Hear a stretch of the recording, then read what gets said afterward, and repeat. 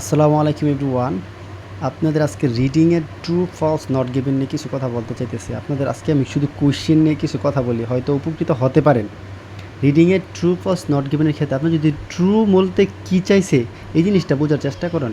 বলতেছে if the statement agrees with the information, যদি স্টেটমেন্টটা agri করে ইনফরমেশনের সাথে, তথ্যের সাথে, বা আগে যে স্টেটমেন্টটা এই ইনফরমেশনের সাথে ম্যাচ করে কিনা, কোশ্চেনটা ওই জায়গায় ম্যাচ করে কিনা।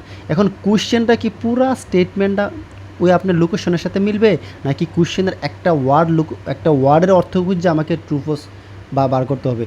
যেমন এই জায়গায় আনসার দিচ্ছে দ্য পর্তুগিজরা had control over the cinnamon trade Ceylon throughout the 16th century. 16th century মানে সেঞ্চুরি সবসময় 100 বছর আগায় থাকে, মানে আগেরটা দেওয়া থাকে। যদি 1580 হয় তার মানে বুঝবেন 16th সেঞ্চুরি, যদি 1620 হয় মানে 16 পার হয়ে যায় আবার বুঝবেন 17th সেঞ্চুরি। তো এই জায়গায় ট্রু ফলস হওয়ার ক্ষেত্রে পুরোটা কোশ্চেন এই জায়গায় দাঁড় করাইছে যে 16th সেঞ্চুরিতে পর্তুগিজরা এই ব্যবসাটা কন্ট্রোল করছে কিনা। ঠিক এই কোশ্চেনের সেন্সটা লোকেশন পাওয়ার পরে দেখবেন এই কোশ্চেনের সেন্সটা, পুরো কোশ্চেনের সেন্সটা কাজে লাগছে এই জায়গায়। এই জায়গায় পর্তুগিজরা 1558 সালে মানে 16th সেঞ্চুরি had built a fort in Ceylon, নির্মাণ করছে which enabled them to protect island, helping them to develop. দেখেন এই জায়গায় প্রোটেক্ট করছে আইসল্যান্ডের, হেল্পিং করছে monopoly cinnamon trade and generate very high profit. তারা এটাকে নিয়ন্ত্রণ করছে, জেনারেট করছে হাই প্রফিটের জন্য এই 16th century, in the late 16th century, আবার 16th সেঞ্চুরি পরে। তার মানে 16th সেঞ্চুরিতে তারা এটা নিয়ন্ত্রণ করছে। পুরো কোশ্চেনের সেন্সটা এই জায়গায় কাজে লাগাইছে, ওয়ার্ডের সেন্স না। ট্যুর ক্ষেত্রে আপনাকে বুঝতে হবে, আপনাকে রিডিংয়ের ক্ষেত্রে হোক, লিসেনিংয়ের এমসিকিউর ক্ষেত্রে, বিশেষ করে রিডিংয়ের এমসিকিউর ক্ষেত্রে কোশ্চেনের কোন সেন্সটা কাজে লাগালে আমি লোকেশন পাওয়ার পরে বুঝতে পারলাম যে এই কথাটা আছে নাকি নাই, মানে সত্য নাকি মিথ্যা। ফলসের ক্ষেত্রে দেখেন ডিউক ওভার দ্য ক্যান্ড Portuguese as soon as the arrive, তারা পৌঁছাইছে ইন সিলিয়ন। এই জায়গায় ফলস অ্যান্সারটা দেওয়া আছে ইন রিটার্ন ফর পেমেন্টস, তারা পৌঁছায় নাই, তারা মূলত আবার রিটার্ন আসছিল for elephant and cinnamon they protect the native king of the for Portuguese বা 1340 সালে। আর এই জায়গায় বলছে কি, তারা দেখেন they took over the cinnamon, যখন তারা নিছিল বা পৌঁছাইছিল ট্রেড বাণিজ্যের জন্য ফ্রম দ্য পর্তুগিজ হতে as soon as they arrived in Ceylon, তারা পর্তুগিজ হতে বাণিজ্য করার সময় তারা আবার সিলিয়নে পৌঁছাইছে। এনে বলতেছে না ইন রিটার্ন ফর পেমেন্টস, দেখেন এন আইল্যান্ড কিংডম অন সিলিয়ন চলে গেছে ইন রিটার্ন ফর পেমেন্টস, তারা মূলত পেমেন্ট করতে আসছে অফ এলিফ্যান্টস অ্যান্ড সিনেমন।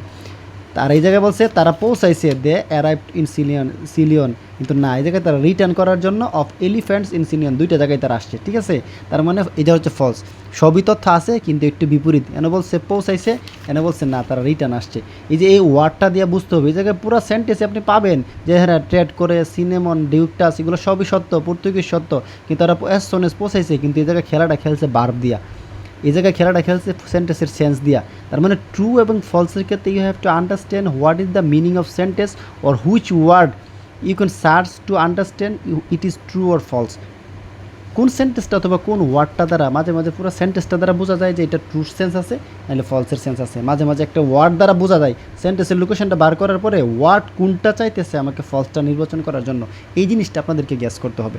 আপনি যদি মাথায় নেন যে এই লাইনটা পড়ছি, লোকেশনে পাইছি, তারপরেও নির্ধারণ করতে পারতাছি না ট্রু কোনটা ফলস কোনটা, আপনার তার মানে আপনি কোয়েশ্চেনের কোন ওয়ার্ডটা বা কোয়েশ্চেনের কোন সেন্সটা নিয়ে খুঁজলে এই লোকেশনটা ক্রিয়েট করার পরে এটা ট্রু হবে অথবা ফলস হবে, আপনি এখনও এটা বুঝেন নাই।